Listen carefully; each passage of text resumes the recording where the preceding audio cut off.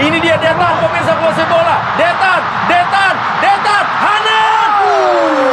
Bukan oleh Detan. Dan ada kembali. Dan sekarang Ahmad Maulana. Ada Kadek, lepas Kadek pemirsa. Bahaya untuk dia. Saya rasa tidak wajar dipersalahkan. Sekejap lagi saya akan cerita. Bikin semuanya auto kaget. Tiba-tiba FAM Malaysia Datuk Haji Hamidin ngomong begini, usai Malaysia kalah versus Timnas Indonesia di laga Piala AFF ASEAN Cup U23 2025. Sebelum lanjut, tolong tekan dulu tombol like dan subscribe-nya ya sayang, agar kamu nggak ketinggalan nih informasi paling update dari aku. Alhamdulillah.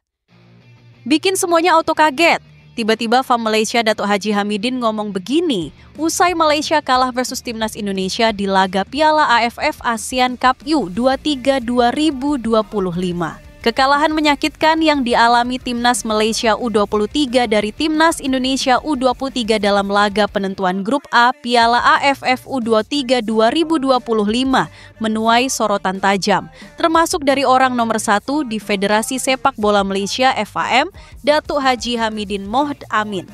Dalam laga yang berlangsung di Stadion Utama Gelora Bung Karno, Jakarta, skuad Harimau Muda harus mengakui keunggulan tuan rumah. Usai pertandingan, dalam sesi jumpa pers yang dihadiri wartawan lokal dan internasional, Datuk Hamidin tidak bisa menyembunyikan rasa kecewa dan frustrasinya terhadap performa tim muda Malaysia. Bahkan, dengan nada emosional, ia mengaku malu sebagai Presiden FAM atas penampilan yang menurutnya jauh dari kata membanggakan. Saya harus jujur dan transparan. Sebagai Presiden FAM, saya malu. Saya benar-benar kecewa dengan cara tim kita bermain hari ini. Bukan hanya kalah, tapi kalah tanpa perlawanan. Ini sangat memprihatinkan, kata Hamidin di hadapan media. Lebih jauh, Datuk Hamidin secara terbuka memberikan pujian tinggi kepada Timnas Indonesia U23 yang menurutnya sudah berada jauh di atas level negara-negara Asia Tenggara, bahkan mulai menunjukkan taji sebagai kekuatan baru di level Asia secara keseluruhan. Timnas Indonesia hari ini menunjukkan kualitas luar biasa. Mereka bermain cepat, disiplin, sangat terorganisir, dan tidak memberikan ruang sedikit pun kepada kami. Kalau melihat permainan seperti ini, saya bisa katakan, Indonesia sudah bukan lagi level Asia Tenggara, bahkan bukan sekadar tim Asia biasa. Mereka mulai menyerupai tim-tim elit di level Asia. Tegasnya, Hamidin juga mengkritik keras sistem pembinaan sepak bola usia muda di negaranya yang ia nilai stagnan dan tertinggal jauh dari negara-negara tetangga. Ia menegaskan bahwa kekalahan ini bukan semata-mata soal pertandingan, tetapi mencerminkan kegagalan strategi jangka panjang dalam pengembangan sepak bola nasional. Ini adalah hasil dari kegagalan sistem yang sudah terlalu lama kita abaikan. Kita tidak punya kompetisi usia muda yang stabil, program pembinaan yang konsisten, dan kita terlalu cepat puas dengan hasil jangka pendek. Lihat apa yang dilakukan Indonesia, mereka bangun dari dasar, konsisten, dan kini menuai hasilnya, ujar Hamidin. Ia pun menyampaikan rencana FAM untuk segera melakukan evaluasi menyeluruh terhadap tim pelatih, pemain, serta struktur teknis di level U23. Menurutnya, sudah saatnya Malaysia melakukan reformasi besar-besaran bila ingin kembali bersaing di Asia Tenggara, apalagi untuk bicara lebih jauh di level Asia. Kita tidak bisa terus-terusan kalah dan menyebutnya sebagai proses. Kita butuh reformasi total, dari akademi, pelatih, sampai sistem kompetisi. Kalau kita tidak bergerak cepat, Malaysia akan semakin tertinggal dan hanya jadi penggembira, tegasnya. Datuk Hamidin juga menyampaikan apresiasi terhadap atmosfer yang luar biasa di Stadion Utama Gelora Bung Karno. Ia mengakui bahwa dukungan supporter Indonesia menjadi kekuatan tersendiri yang memberikan motivasi tambahan bagi para pemain Garuda Muda. Saya harus akui, atmosfer di stadion ini luar biasa. Supporter Indonesia memberikan dukungan yang sangat militan dan positif. Ini menjadi faktor penting yang juga membakar semangat para pemain mereka, tutupnya. Luar biasa, sangat dramatis dan seru. Admin aja sampai deg-degan nontonnya. Hasil dan skor akhir Timnas Indonesia di laga Piala AFF ASEAN Cup 2024. Begini jalannya pertandingan. Di awal babak pertama, Indonesia lebih mendominasi penguasaan bola. Tim Garuda Muda terlihat tenang dan tidak terburu-buru dalam membangun serangan. Umpan-umpan pendek jadi andalan Indonesia. Malaysia beberapa kali mampu membangun serangan saat laga berjalan 10 menit. Tapi, lini pertahanan Indonesia dengan tenang meredam serangan Malaysia. Shot on target pertama Indonesia terjadi pada menit ke-16. Sayang, tendangan Raihan Hanan dari luar kotak penalti terlalu lemah setelah situasi lemparan ke dalam yang dilakukan Robby Darwish.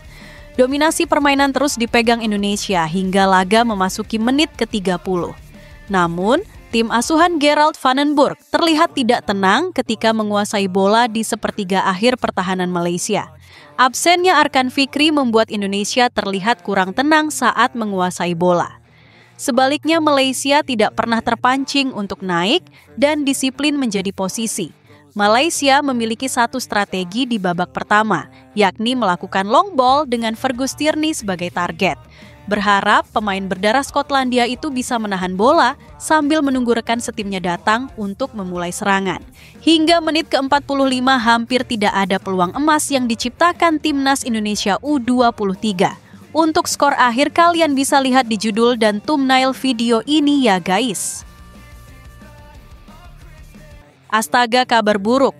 Pemain keturunan 17,38 miliar ini batal bela timnas Indonesia. Begini penjelasannya. Harapan publik sepak bola Indonesia untuk melihat pemain keturunan senilai 17,38 miliar mengenakan seragam merah putih harus pupus. Bek tangguh Eropa, Tommy Street. Jago, berpeluang besar batal, atau mengurungkan niat membela timnas Indonesia setelah terganjal aturan ketat dari FIFA. Penyebab utamanya bukan karena sang pemain menolak, melainkan karena regulasi mengenai garis keturunan menjadi penghalang yang tidak bisa ditembus. Konfirmasi ini datang langsung dari sang pemain yang menjelaskan situasinya secara gamblang. Saya memang memiliki beberapa akar Indonesia, tetapi kakek nenek saya tidak lahir di sana. Kata Tommy Sanjago dikutip dari Soccer News NSNL, Senin, 21 Juli 2025. Hal itu membuat proses naturalisasi menjadi lebih sulit. Itulah mengapa lebih masuk akal untuk memilih Curaçao. Pernyataan tersebut secara tak langsung menjadi isyarat menutup pintu dari bek berusia 25 tahun tersebut untuk dinaturalisasi menjadi warga negara Indonesia. WNI, aturan FIFA sangat jelas, di mana seorang pemain hanya bisa dinaturalisasi jika memiliki garis keturunan langsung dari orang tua atau kakek nenek yang lahir di negara yang bersangkutan. Karena kakek nenek Tommy Sanjago tidak lahir di Indonesia, maka secara hukum ia tidak memenuhi syarat untuk diproses lebih lanjut. Ini menjadi kabar yang kurang mengenakan bagi para penggemar yang sudah berharap besar. Padahal, sebelumnya banyak sinyal yang membuat publik yakin ia bisa menjadi bagian dari skuad Garuda. Salah satunya adalah keberadaan bendera Indonesia yang ia sematkan di bio Instagram pribadinya, bersanding dengan bendera Belanda dan Curaçao. Namanya yang sangat kental dengan nuansa lokal Indonesia juga semakin memperkuat spekulasi dan harapan tersebut. Namun, semua harapan itu kini berpeluang sirna karena terbentur regulasi. Tommy Street Jago sendiri merupakan bek tengah berkualitas yang kini merumput di Liga Belgia bersama Kevin Mechelen. Ia baru saja bergabung dengan klub tersebut pada bursa transfer musim panas 2025 dari Willem de Dula. Sebelumnya, karirnya lebih banyak dihabiskan di Belanda bersama Willem Dubla dan FC Utrecht, di mana ia mencatatkan puluhan penampilan dan menunjukkan kualitasnya sebagai seorang bek modern. Dengan tertutupnya pintu ke timnas Indonesia, kini ia kemungkinan besar akan memilih untuk membela timnas Curaçao. Pilihan ini dianggap paling realistis, mengingat ia juga belum pernah mendapat panggilan dari tim senior Belanda meski pernah bermain di level kelompok umur. Batalnya Tommy Street. Jago menjadi kerugian tersendiri bagi timnas Indonesia. Kehadirannya diyakini bisa menjadi tambahan kekuatan yang sangat signifikan untuk lini pertahanan skuad Garuda, terutama dalam menghadapi persaingan ketat di putaran keempat kualifikasi Piala Dunia 2026 zona Asia di bawah asuhan pelatih Patrick Kluivert. Sangat luar biasa, Alex Pastoor pantau timnas U23, mungkin tim senior butuh pemain. Pelatih Timnas Indonesia U23, Gerald Vandenburg, menyebut kedatangan Alex Pastoor ke sesi latihan timnya membuka peluang pemain Timnas U23 promosi ke tim senior. Pastoor, yang merupakan asisten pelatih Timnas Indonesia, hadir langsung memantau latihan Timnas Indonesia U23 pada Sabtu, 19 Juli. Vandenburg menyebut kedatangan Pastoor atas perintah Patrick Kluivert sebagai pelatih kepala Timnas senior. Ya, tapi saya pikir Alex, Pastoor bukan yang memutuskan. Saya pikir Patrick Kluivert pelatih kepala, jadi dia yang akan memutuskan, ucap Vandenburg di sela latihan Timnas U23 jelang melawan Malaysia di Stadion Madia, Jakarta Minggu 20 Juli. Jadi, saya pikir ketika Patrick bilang dia menginginkan pemain atau membutuhkan pemain, mungkin Alex datang dan melihat pemain, tapi saya tidak tahu.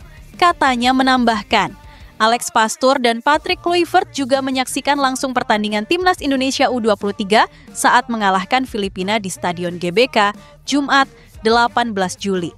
Lebih lanjut, Vandenburg mengatakan hingga saat ini belum ada kepastian apakah ada pemain Timnas U33 yang akan dipromosikan Patrick Kluivert ke Timnas senior.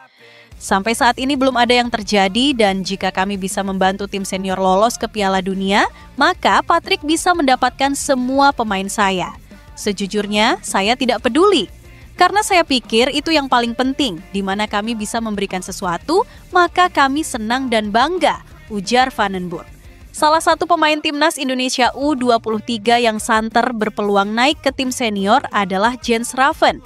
Terlebih Indonesia hampir pasti tidak akan diperkuat oleh Romeni saat melawan Arab Saudi dan Irak pada babak 4, kualifikasi Piala Dunia 2026 Oktober mendatang. Vandenburg mengaku tidak bisa memastikan posisi Jens Raven di Timnas Indonesia senior dan menyerahkan semua keputusan kepada Kluivert. Anda harus bertanya kepada Patrick soal Raven, saya tidak tahu. Saya tidak bisa mengatakan siapa yang akan menggantikan pemain dari tim senior karena itu bukan tugas saya. Saya pikir Patrick cukup pintar untuk membuat pilihan, ucap pelatih 61 tahun itu.